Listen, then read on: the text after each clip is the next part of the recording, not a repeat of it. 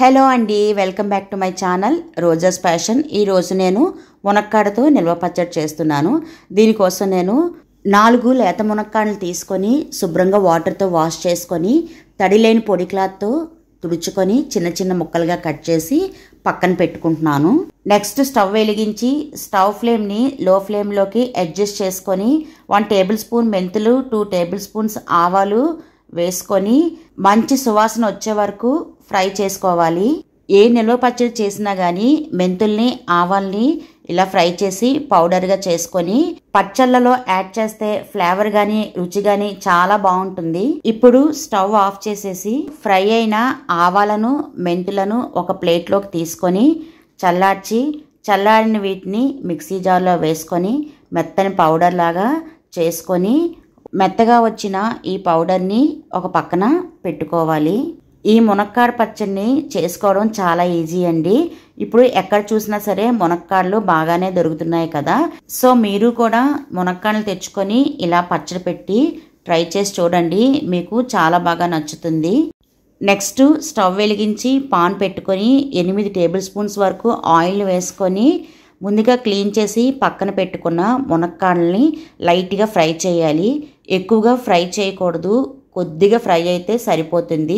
చూడండి, నేను చూపిస్తున్నాను కదా, ఈ విధంగా ఫ్రై అయితే సరిపోతుంది. ఇప్పుడు వీటన్నిటినీ కూడా ఒక ప్లేట్లోకి తీసుకుంటున్నాను. మునక్కాడలో అసలు తడి అనేది ఉండకూడదని ఇప్పుడు నేను ఇలా ఫ్రై చేశాను.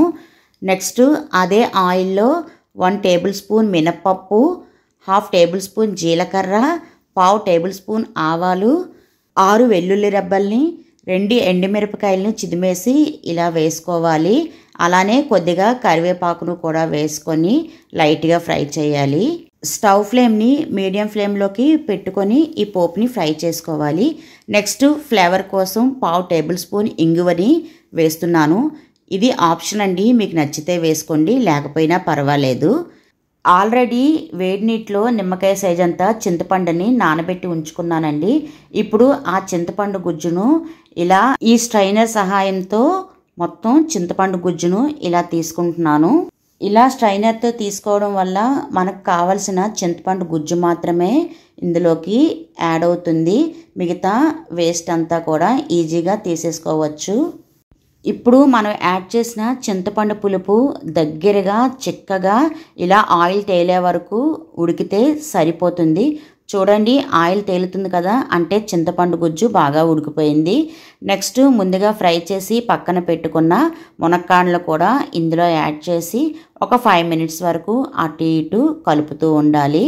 అలానే 3 టేబుల్ స్పూన్స్ వరకు సాల్ట్ను కూడా యాడ్ చేసి ఒకసారి ఇలాగా సాల్ట్ అంతా బాగా పట్టేటట్లు మునక్కాడలకి ఇలా కలుపుకోవాలి. నెక్స్ట్ 3 టేబుల్ స్పూన్స్ వరకు పొడి కారంను కూడా వేసుకొని ఇలా కలుపుకొని స్టవ్ని ఆఫ్ చేసేయాలి.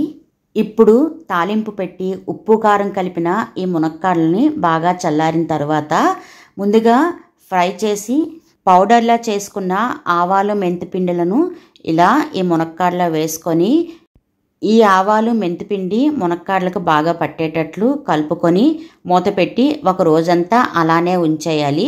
నెక్స్ట్ డే మార్నింగ్ చూసేసరికి చూడండి, పచ్చడిలో నుంచి ఆయిల్ ఎలా తేలుతుందో. ఇప్పుడు మునక్కాడలు బాగా ఊరి మనకి తినడానికి కూడా చాలా బాగుంటుంది. నెక్స్ట్ ఈ మునక్కాడ పచ్చడిని ఎయిర్ టైట్ కంటైనర్లోకి తీసుకొని పైన ఈ పచ్చడి మునిగే వరకు ఆయిల్ కొద్దిగా వేసుకొని మూత పెట్టి స్టోర్ చేసుకోవచ్చు. ఈ పచ్చడి 6 నెలల వరకు నిల్వ ఉంటుంది. రుచి కూడా చాలా బాగుంటుంది.